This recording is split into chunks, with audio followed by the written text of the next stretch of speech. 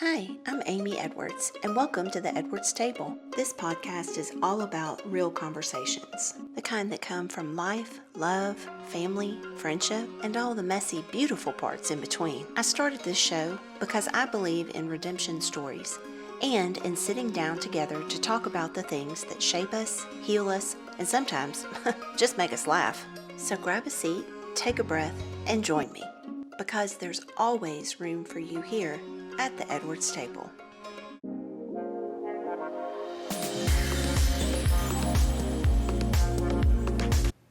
Well, hey everyone, and thank you for joining us again here at the Edwards Table. I'm Amy Edwards, joined here with my husband. He's back, healing well. We're super glad he's back. Wow, what'd you tell everybody what happened? I let them know you got tangled in the tinsel, babe. You took a little tumble. Tinsel? Yeah, I don't think it Well, was that's tinsel. kind of, it's appropriate for this time of the year. It was a little flip-flop mishap. Yeah, those OSHA-approved flip-flops. That's right. Yeah. For workshop use only. Mm-hmm. Yeah. Right. But before we jump in, I did want to encourage you, if you haven't already, be sure, jump on social media. We are everywhere. We're on Instagram, Facebook, TikTok, at the Edwards Table.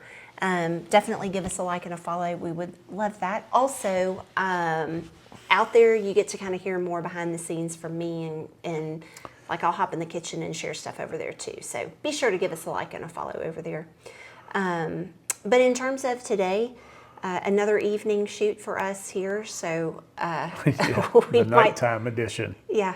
Well, and for good reason, like good, yay, we've got some work going, and you're wrapping up a really big custom project that you've done in terms of woodworking. It feels huge because of how big it is in our garage. Today, half of it left, which it feels weird. And we don't tomorrow, have the other half, I know. Yeah, that's cool. So the mobile spray booth is, cabinet finishing booth is finally gone out of the garage. Yeah, it's nice. It's super nice. Well, good segue into work situations. So last time when we left off, you and I were talking about when we went through the whole losing our building business and Yeah. getting ready to, at that ripe old age of, I think you were 40. What? When you started doing when you changed your career. Yeah, Right at. right at 40. 38, 40, I think it was, yeah. And with said job, I think you started to kind of dabble in it, and then at the same time, or maybe a little before, is when, for whatever reason, we started feeling like we were meant to foster children. Yeah. I I think know. it was before, a few years before, yeah. What about Or a year before. maybe, yeah, because, yeah, when I think back. But just thinking about and talking through kind of what and why in the world we would, going through what we were going through, why in the world, one, would we say yes to fostering? And then two, what that 7 years looked like. It's hard to say that. It was 7 years because we just about, Yeah. I know. So like starting off with the why we chose to do it. I know, last time we talked a lot about just our faith and what we believe and coming from scripture and what we've learned in the Bible and whatnot. But with that came relationships with people at church, and one family in particular who was super passionate for the orphans. And so this husband and wife, they had kiddos, one who was Quinn's age and one who was not quite Mad's age. And like talking through that, it actually took you over to China on a mission trip. Yes. To an orphanage there, yeah. And I know that kind of started you and I's conversation of there was literally no way we could afford to adopt a child, certainly not a international adoption, because at that time it was like, what, 25,000 maybe, or 20 to 25. it was, Something like that. and that was, And there were some grants and stuff that may get it down, closer to 15, whatever, but it was still very expensive. outside of our realm at that time. Groceries at that time was pretty Yeah. much the budget, and utilities. So all this to say, that actually was going on while we were losing everything, because the kids and I had started a jar to collect change for two of the children that we saw over in China, like from the website or whatever, that lived in the orphanage, that y'all actually, when you went over, you got to meet. Yeah, I'm trying to remember. I don't even think we had moved out of the big house, as we call it, yet when I went to China. So Yeah. So it was kind of, and I didn't even think about that until you and I started talking about what we were going to kind of dive into tonight, talking Yeah. through foster care. But kind of the seeds that were planted in our life that opened up our eyes to the fact that, one, not that we're perfect parents, but we enjoy being a mom and a dad. I think we do a pretty decent job, yeah. depending on the day and who you're talking to. But then two was, I always wanted to have many children, and you barely I think wanted it was a little different for both of us. multiples. Of this, we wanted and faith. Now, did my heart break for what I saw and things like that? Absolutely. I just didn't know like 100%. I knew that you were very passionate about it. You very passionately wanted it. I didn't want to necessarily adopt a child I did not want to internationally adopt a child at all. Well, you just wanted to adopt a child. I wanted. That's well, all I meant. Not yeah. international. I'm just I saying. was wide open to that. Yes, for and- sure. And I wasn't 100%. And I struggled on and off with that throughout the whole deal. I knew that I did not want an infant. I knew that. Like, if we did get the opportunity or whatever else, I did not want an infant. Yeah. I didn't want to go through potty training again. Didn't want to go through diapers. Because you Didn't. have to struggle so much through all of that. Absolutely. Are you serious? Babe, up to that point, you hadn't struggled at all because you're I working struggled every time I ridiculous took hours. the diaper genie out. It was awful. You are a baby when it comes to that. Yeah, it just smells. Yeah, But I knew I didn't want that. That I wanted, if we were going to do it, I definitely wanted children that were more self-sufficient, like older, not like super old, but like 7, 8 years old, I think is what we talked about, 6, 7, 8, whatever, maybe. yeah. Well, and so over the course of that, like, few years, I guess it was, because like you went to China, came home, and then you wound up. Did you go anyplace else other than Egypt? I did, but not.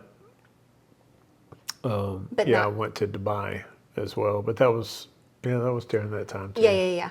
So you actually traveled abroad, going on those trips, and then eventually, Yeah, once in we, Beijing. yeah, and then once we. Well, I will say this. Back up. So when you did go on the trip to China, when you came home, I remember us having conversation and both being honest with one another of what we wanted, but also respecting what the other wanted in terms of knowing that we could open our home to children. Yes. Also knowing financially there was no way that we could do Yes. an international adoption. No, you didn't bring me, like when we did start fostering, it wasn't like I was kicking and screaming at it. I felt like that's what we needed to do. Right. And we were both on the same page. I mean, we had a lot of discussions about it. Oh, for sure. And this was over like I said, the course of a few years of like.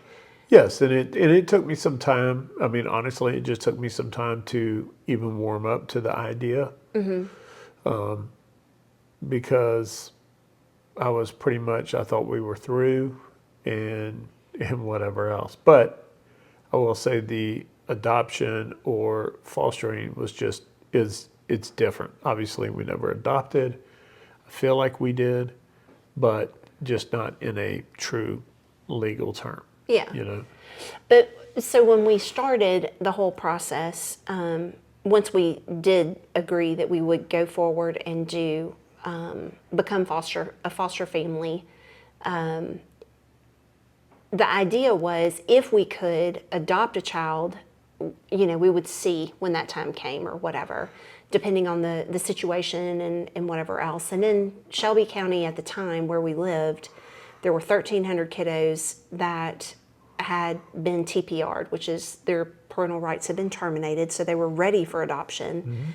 And I think that was part of my why of feeling so passionately about fostering and potentially adopting children from our city. Yeah. Because there were so many. I mean, Sure. Memphis is not like this gigantic city, so 1,300 kids. That's not that's just the ones that could be adopted immediately. Yeah. Plus, I don't even know how many hundreds in foster care. So, all this to say, we went through an organization called Youth Villages. Yep.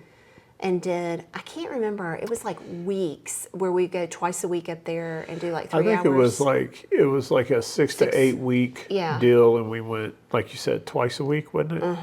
Like a Tuesday, Thursday or Yep. something we would go. I think so. It was 2 or 3 hours per session, It was indeed. but it was training to do fostering through the state, through youth villages, Yeah. or with the state through youth villages. Right. So we got our certification to be foster parents, and And that was a very enlightening experience too.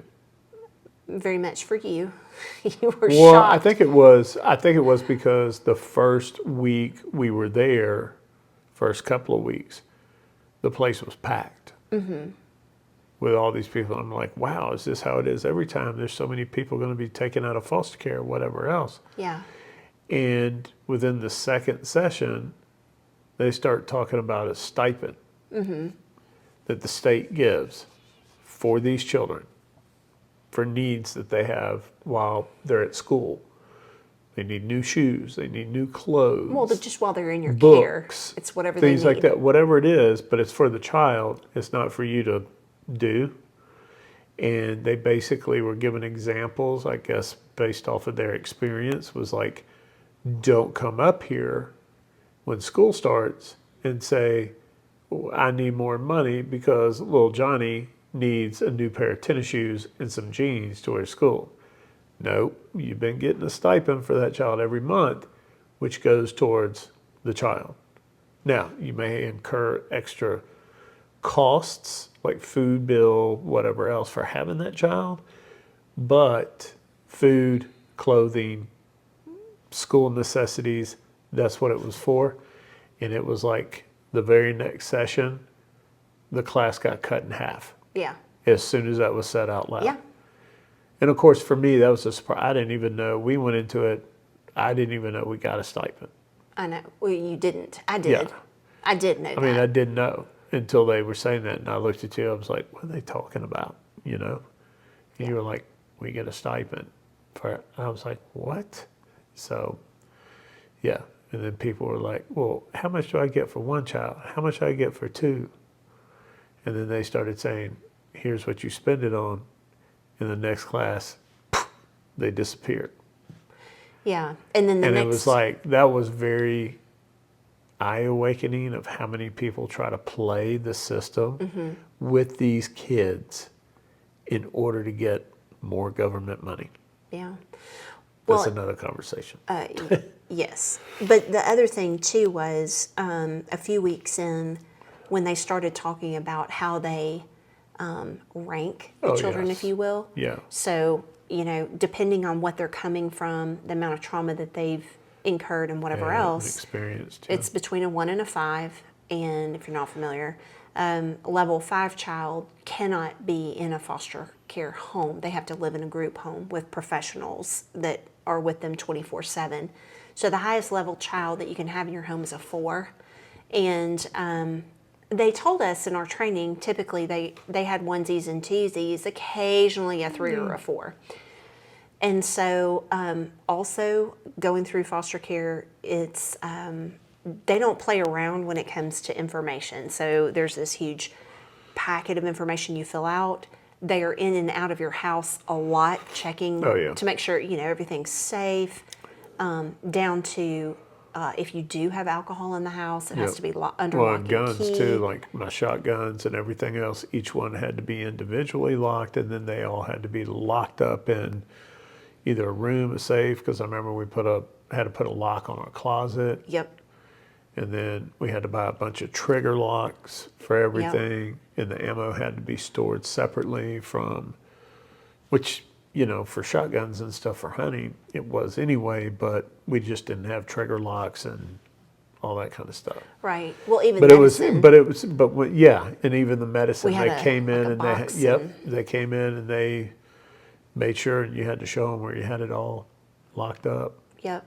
And so, like, it was a lot that we did in those several weeks to get prepared and Yeah. ready to go and whatever. And like all the rules that they gave or recommendations, right? Like, don't break your birth order. Oh yeah, You know yeah, what I mean? those Like, things. typically get children younger than yours or whatever. Well, Maddie was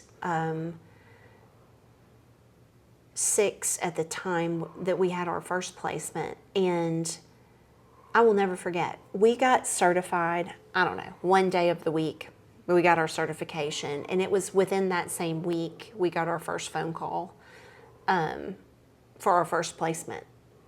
And when we filled out our paperwork, that it would say all of the different cultural groups. Do you feel comfortable? And they have you like rank it, and then they have you give verbal feedback of if you don't feel confident, 100% why, and whatever else. Well, I mean, we had friends, co-workers or whatever of all kinds of different cultures, and the only one we weren't well represented with was Native American Indian. And so on it, we're like, we would need a lot more support because we don't know. Like, we'll just need more education, whatever. And then, so when we get the phone call, it's for a little boy who is half Native American, who is 7, who needs immediate placement. Are we down? And so I'm like, let me call John. So I called you, and you're like, yeah, I mean, I guess it's time. Let's go. Was that Eric that called you on that? Yeah. So the fellow that worked with us, almost our entire time that we were at youth villages, we actually still keep in touch on the socials. Amy does, yeah. I do. I'm bad about that. Well, that's okay. You don't have to have lots of friends Yeah. there. So we got our first little fella, and when they brought him, I mean, they warned us that he had some pretty severe behaviors, and he was coming from. Well, he could, I think, based on where he was coming from and whatever else. He was being removed from his current placement and being rehomed, if you will, because of his behavior. Brother. No. He was with his aunt and uncle at the time. And then came to us. She was like, I'm out, because he was being really naughty with her. And so. Well, he's never really that way with us. Ever. Yeah. I think don't he had ever to be remember. corrected maybe once. I remember I told him, you got to try. I'll never forget first, second night he ate dinner with It wasn't us. the first night because we had Chinese. Yeah, but it was like, I was like, you got to try the tomato. Yes. Because he loved ketchup. Yes. But he hated tomatoes. Correct. And I'll never forget looking across the table at him, and his eyes started watering. I was like, okay, spit it out. You're good. Yes. I was like, all right, you tried. That's it. All right, Yeah. But no, he was with us and absolutely flourished. Like, yeah, he did. he was such a good boy, very obedient, Good student. excellent in school. He and Maddie became thick as thieves. Yeah. They were the best of friends. He adored Quinn, having a big brother figure, and he got to do things that a little boy his age should do. He got to learn how to ride a bike. Yeah. He got to see the ocean for the first time. Yeah, I'll never forget that too. Yeah. The back of his head. You ever see that as he walked over that sand dune? Mm-hmm. Yeah. And like He learned how to swim. Yeah, He got to go fishing. that was hilarious. The swimming, the swimming was quite a treat. So when you're fostering, one, to travel across state lines is an act of Congress, and we got it taken care of. But then two is that when there's water involved with a child, and he didn't officially know how to swim at that point, and so we had to buy him like a life jacket kind of a situation. Well, growing up with our kids, I just did the bathing suit that had it all built in, because then it didn't matter. Like, you could go play. I didn't have to worry that, of the drowning or whatever. And there was a whole sand situation in the bathing suit.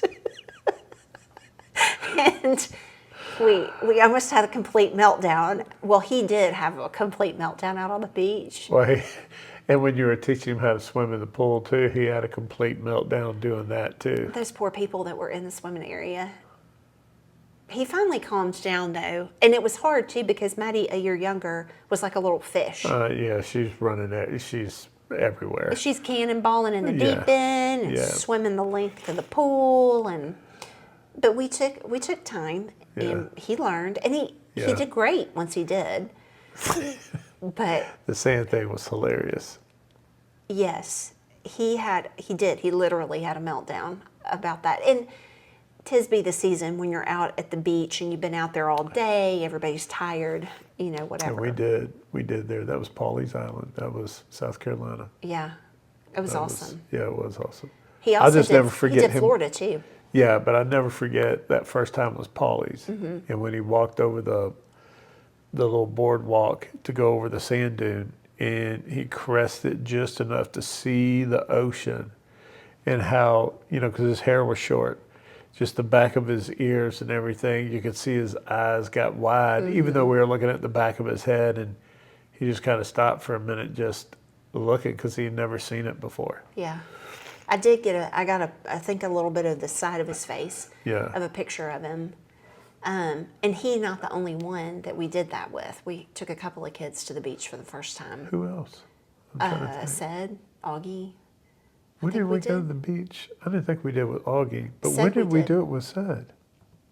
I'm trying to remember, but I vividly can remember he had a hoodie on, and he pulled his jacket down off of his head, and he just stood there for minutes and just taking it all in. Yeah. Yeah. Interesting. Yeah. So our very first placement, really good, and kind of like when we were talking about when we had Quinn having your first kid. It did spoil us tremendously because it was he was a really good kid. Yeah. So, and what we realized very quickly too is when they end up having to leave, it was determined his mother wanted his blood checked, and he was 50% Indian, of course, and so the tribe came and got him. Not because he was 50% Indian, but because she was able to prove his lineage. Yes, yeah. Also, the state of Tennessee really did a poor job. The judge who had his case before we were fostering him was supposed to have terminated her rights, given the whole situation, and didn't. So the judge we then got was like, why are we here? This should already be a termination. I just remember him saying too that this is horrible to do, that it's clear this boy wants to be with these people, and they want to adopt him, and here we are because somebody else didn't do their job. Right. So I do remember him saying all that in court and saying now his hands are tied because the federal government has no jurisdiction when it comes to Native Americans, and the tribe wants him. So, which was a money thing. They get so much money per every child or whatever. So. Right. And what's really sad now that we're, 15 years down the road? Yeah. Yeah, he's 23. Yeah. is when you look back at it and you think, one, for me, is always the question of why it worked out the way that it did. Yeah. Because I know that we love him, have since we first met him, and he became an honorary Edwards, albeit not legally. But why it worked out the way that it did, and the way that it worked out was horrible because it was like his birthday weekend. Yeah. The day that we got the notification in court that they did prove his lineage, the people from the tribe were coming within days. It wasn't like you've No. got time and whatever. And Yeah, and he'd made friends at school and whatever that were going to come for a birthday party and all which that kind of stuff. thankfully they let us have the party, Yeah. which was a Saturday, and then they took him on Sunday. And his grandparents are who he went to, which we were very fortunate because we did get to keep in touch with him. Yep. As a matter of fact, we went and picked him up one time. We did, and Took him to Atlanta, right? We did, and then another time he came. He was in Memphis, and he got to come hang That's with us true there too. too. Yep. And then we keep in touch over the phone and whatnot. But it was really hard because everyone in our extended family treated him like he was family, right? Yeah. And so it was his removal from our home was hard because it hit a lot of people, and probably the hardest was Maddie. Oh, yeah. Yeah, poor baby girl. Yeah. You can go back to season 1. I tell that story and cry with Maddie when I tell it because it wrecks me. It wrecks me to hear her that upset. Yeah. But then, over the course of time, we took a little time to breathe after he was taken. And then I'm trying to think of who came next. I think it was. Wasn't Yeah, I think so too. That's right. It was her next. I can't believe we fostered after that. I can't either. That was 3 months of literally standing at the gates on the threshold of But hell. that poor girl had been through. That was another girl that was failed by the system too. Totally and completely failed. Yep. Totally and completely. And We actually had the father's attorney very discreetly approach us while we were all waiting out, in a hallway, different courtrooms, different judges, whatever. We're waiting to go to court.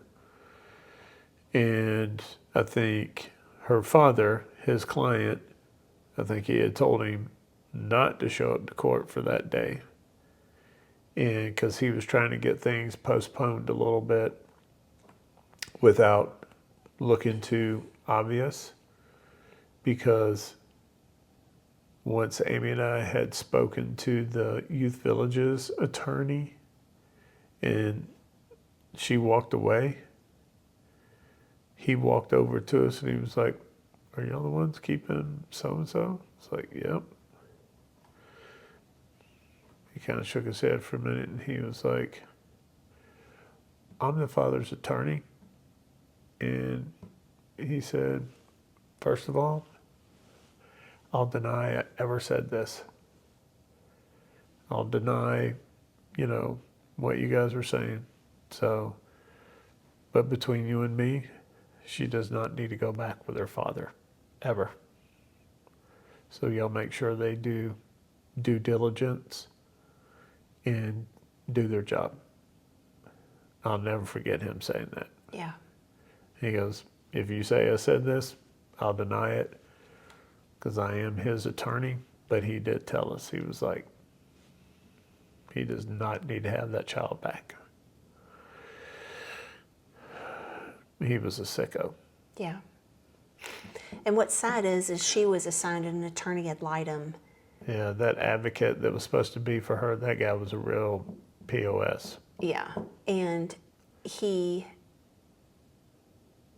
somehow worked away with the judge that we had at that time. To have us removed from the courtroom. Yeah, and We we were couldn't even be in there. never allowed to go in. And so with her, it was a daily battle with Yeah.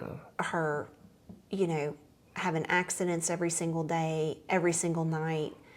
Her behavior was horrific. Yeah. She was mean to the kids, Yep. biting, hitting, scratching, and she was a year younger than Maddie at the time. Mad was 7, she was 6. And defiant. It didn't, I mean, literally, it was daily. And the trip to Atlanta for the holidays, whenever you drive from Memphis to Atlanta, Birmingham is always Somewhere the around pit there. of despair. Yeah. There's always some horrific accident, and then you're stuck forever. And that happened to us on the way. And we had to make the We sat game in time traffic forever. decision. Yep. It's like we had stopped and eaten dinner. We got back in the car, traveled for a little while, and And then of course, this is when we lived in Memphis, so it's not like here. So it was only a 6-hour drive, typically, to get from Memphis to Atlanta. 5.5, 6 hours.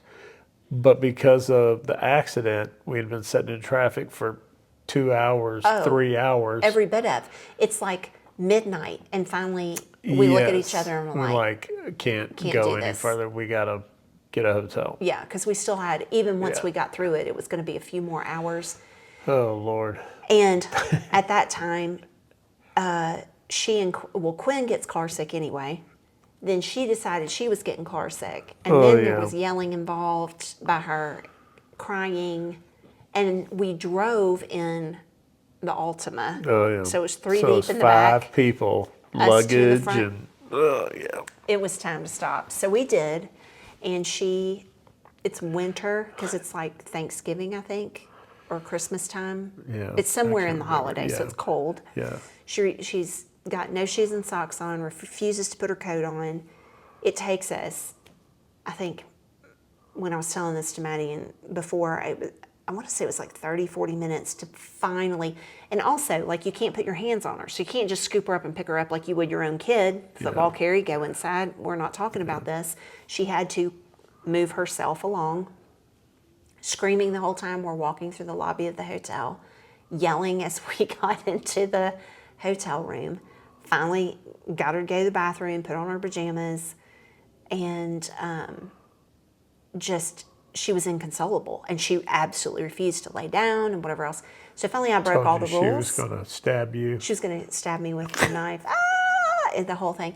And so finally I broke the rules, and I scooped her up and kind of baby held her and just rocked her. And it took, I don't know, 45 minutes, an hour of me just over and over and over telling her, you are safe. It is okay. We are not going to hurt you. You are safe.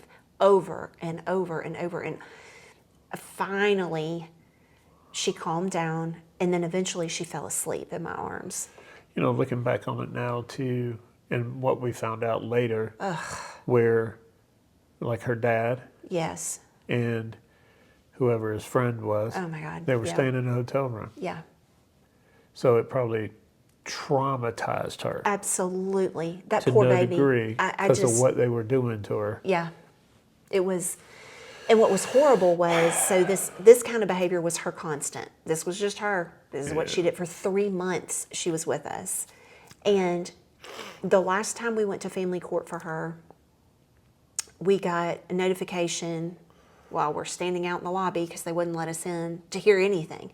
And I had like journaled her behaviors. I brought documentation from the school and everything, The and they attorney wouldn't. ad litem said it was all lies, Right, and that he didn't believe it was actually happening. right, so he wouldn't take it in before the judge. And neither would the Youth Village's attorney. Well, the Youth Village's attorney did, but his attorney had it dismissed based on that. And Correct. whatever. So the judge never got to see Yeah. any of the And he knew he was criminal too. activity. Well, yeah. Also, when he'd have her on his lap, he was not being up and correct either while we were at court. But all this to say, that last day,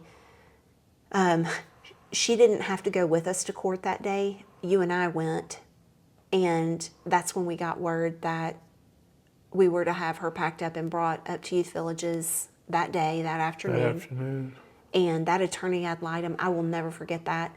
He came out of the court and like had this smug smirk on his face, and he wouldn't even look at us. Our attorney had told us what was going on or whatever, and we're like, okay, well, I guess we're gonna have to go. And as you walked past the attorney ad litem, you like had your shoulder nice and stiff and just kind of yanked him. I leveled into him and told him I used some choice words. Yeah.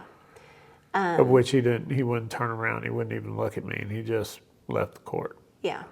And what was really even more disappointing is to know that he was also an adjunct professor at the University of Memphis Law School.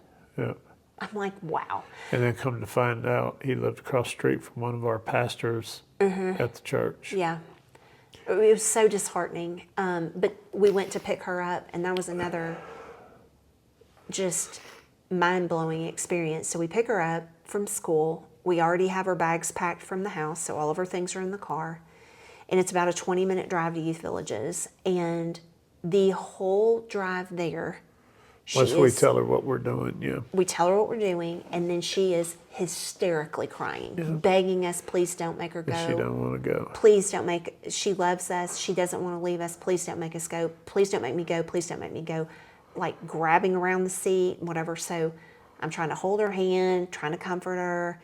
And she knew where we were going. And it was like when we made the turn onto the street of Youth Villages, this switch flipped in her. And I mean, from just her entire body, she just got really stiff and still. She wiped her face, no expression on her face whatsoever. She didn't say another word. We pulled up. She got out of the car. She wouldn't say goodbye. She went and got up in her dad's truck, and we never saw her again. And he had it packed and was leaving the state. Yeah. And come to find out, headed, I guess, to Louisiana or something. And to go be with her mom, who he claimed was dead, but her school teacher and I, in conversation, I found her on social media. Yeah. It was such a disastrous mess of a situation. And I think about how horribly the system failed her. Yeah.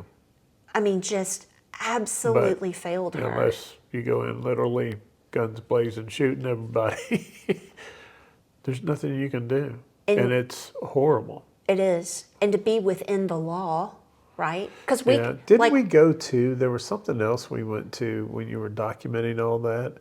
There was like some kind of, I remember going to like a panel that was at the courthouse. And we spoke based on what you would journal, what we were witnessing. That was our one time. Yeah, to that panel. And they all thought that there was enough there, but that attorney ad litem said, they're lying. Yeah. I don't believe them. I've met with the girl. I've met with the father. Of which he went up to the school unannounced, which he wasn't supposed to do. Interviewed her by himself, which again, he was not supposed to do. And there were all kinds of weird things on that. I don't know the why behind, like it just, because we had other CASAs we worked with that were incredible. Yeah. But he was just a despicable human being. Yeah. I don't know who, like, was he getting paid off by somebody? I don't know. Maybe the dad was paying him on the side or something. I don't know. It was weird. That just did not make logical sense. So anyway, that was our second experience, which I, honest to God, can't believe that we said yes another time, but we actually did. We had one little baby that came and stayed with Oscar. us. Yeah, just for a week while his foster family was traveling out of the country, and they didn't want to take him on that excursion. And then we took in 2 kiddos that were siblings, and their mom. Oh, I forgot about the 2 of them. Their mom was having to do some stuff for the. She was having to do community service to satisfy a judgment or go to jail. Yeah. So she was doing that. But in fairness to her, she had actually turned her life around and was doing a whole lot better Well, and this wasn't, we did this not even through an No, organization. we didn't. We just did it through somebody we knew at church Yeah. and took Who them knew in. her Yeah. situation. And But she would come over and see them. And she would come over or go grocery shopping with me as well.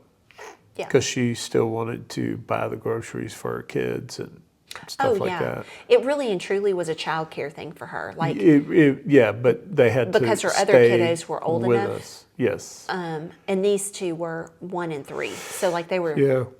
and she didn't have daycare because she was stay-at-home mom. So Yeah, we did that, what, about 6 weeks? I Or don't was even it remember. 3 months? I feel like can't it's 3 remember. months. It could have been. Because we did a birthday with the baby, and I remember she was torn, though, when she left them with us yeah, that first night. She was really, really upset. yeah, But if she didn't, they were going to put her in jail, and take all of her kids. take all her kids. So Yeah. it definitely worked out. And the good thing was because she lived next door to the people we knew, you know, I could, and we did like do videos and pictures and stuff all the time so she could see Yeah. him. She called, and I told her, you know, anytime you want to call, Yeah. you know, you can talk to him anytime. I'll just have him in bed, you know, by X. whatever it was. time it was, 7:30 probably. But otherwise, you know, we're up with the sun and Yeah. come by anytime. Just let me know. And Yeah. they would go home for the weekend and play with their, you know. That's right. It was just during the week when she was Yeah. able to do that. Yeah, Yep. yeah. We tried to make it. I mean, I can't even imagine being a mama in that situation and being a single mom to boot. I couldn't imagine that. That would be so hard. And then we're complete strangers. Yeah. She didn't know us. And we had said, man, Well, yeah, he was next. yeah, that wasn't through foster care either. Nope. That was through FCA camp Yeah. at the church. Yeah, that was you doing the Yeah. Lord's work through FCA, and then Newton Yeah. said, Yep. So, and he lived with us for a year. yeah. He did his senior year with us, Yep. and And then went to school. yeah, wickedly talented musician, and was a drum major. I don't know how he walks to this day. His knees have got to be so blown out from all That's that. right, Mama Deuce. Yeah, that was That my was- my name. Yep, Mama Deuce and Pops. Yep. We were. That was very cool, though. Yeah, it was super cool. Yeah. Being able to do life with him, and you know, and just have both of us be able to pour into him and Yeah. help him as he was launching off Yeah. into college and Yep. and whatnot. And then the last little nugget was supposed to be with us for, I think, a couple of months max. Started off as like 8 weeks, 8 to 12 weeks kind of a situation. Wound up being over a year. Yeah, with Augie.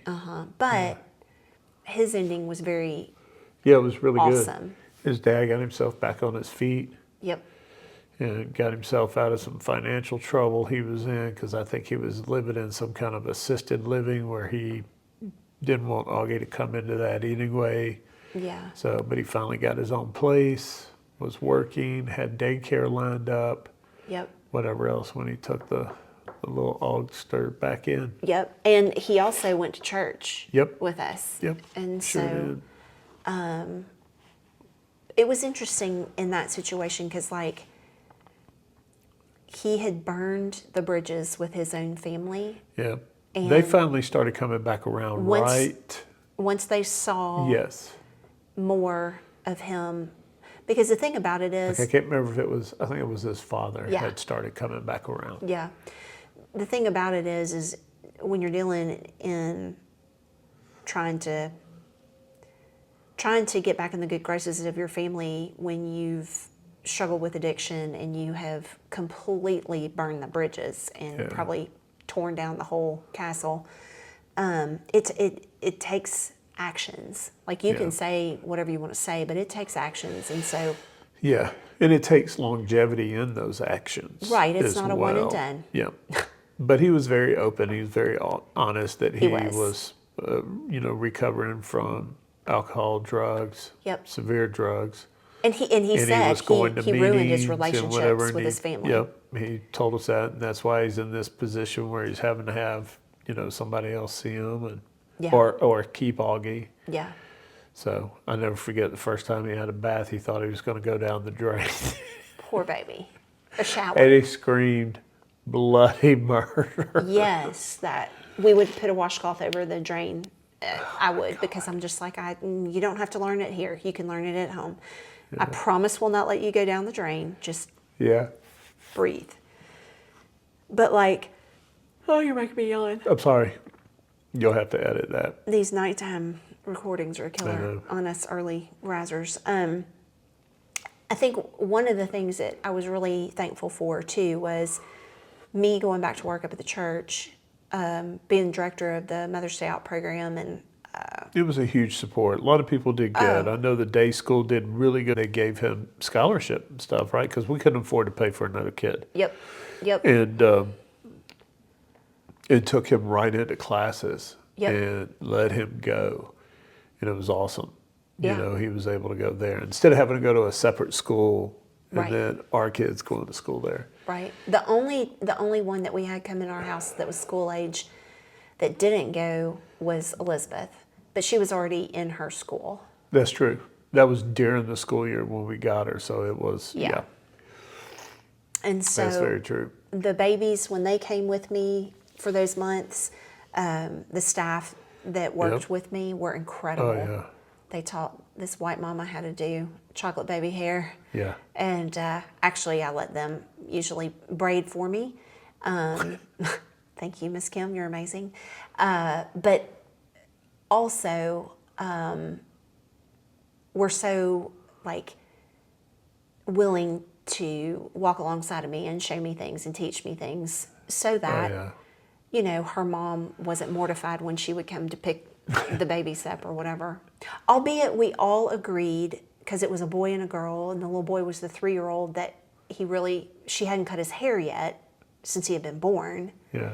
And he didn't like it because he said everybody called him a girl. Yeah. And so we did encourage her to make that decision. She didn't do it while he was in our care, but definitely to make that choice, because yowza. That was a head full. And then also the other one, who was I thinking of? And then Augie, he went to Mother's Day Out with me every Yep. day. And so they loved on him really well. And he was a sugar. I mean, he was a sweet little kid. He was a little boy, but he was a good boy. So I can't believe, though, when we start talking through all of that, it really was. It was like a 7-year stint, start to finish, of when we began and when we finished. Yeah, to the last one, yep. Which, And- too, Augie, and shortly thereafter, we packed up and moved here to Austin. Yep. Or to the Austin area. He actually went back home with his dad the end of April or beginning of May. Yep. And we moved 1st of June. Was it that quick of a turnaround? It was that quick of a turnaround, because we were like, dude, you're going to have to figure something out, because we're literally leaving the state. Yeah. Which- We'll take him with us, but I know you don't want that. Which- By that point, the fire needed to be lit a little under him, because he was nervous. And it was like, you can do this. Yep. It's clear you love your son. Yes. Very And much so. You are going to do a great job being his daddy. Yep. So yeah, that was our next thing. And all the while you were learning your brand new career and traveling, always Yes. traveling. And that is when everyone got sick, things broke, things fell apart, children had meltdowns. Yep. Where's Dad? Out of town. Far, far away. Yep. Oh, goodness. That's very true. Yes. Well, I know we said we'd just chat foster care tonight, because Yeah. I know it was evening time and we're all a little spent here Yes, at the we Edwards are. house. So, But, well, thank you, babe. yeah, thank you For what? I didn't do anything. for being my wifey. Oh, you're welcome, babe. I love you. I love you too. Sign us off. Okay. Well, on that note, you guys, thank you so much for joining us here at the Edwards table where At there's the table. where there's always a seat for you here. Definitely, if you're still with us, make sure you subscribe, like us, hit the heart, the thumbs up, whatever the buttons are, say yes, and we'll catch you next time on the flip side. See ya. Peace.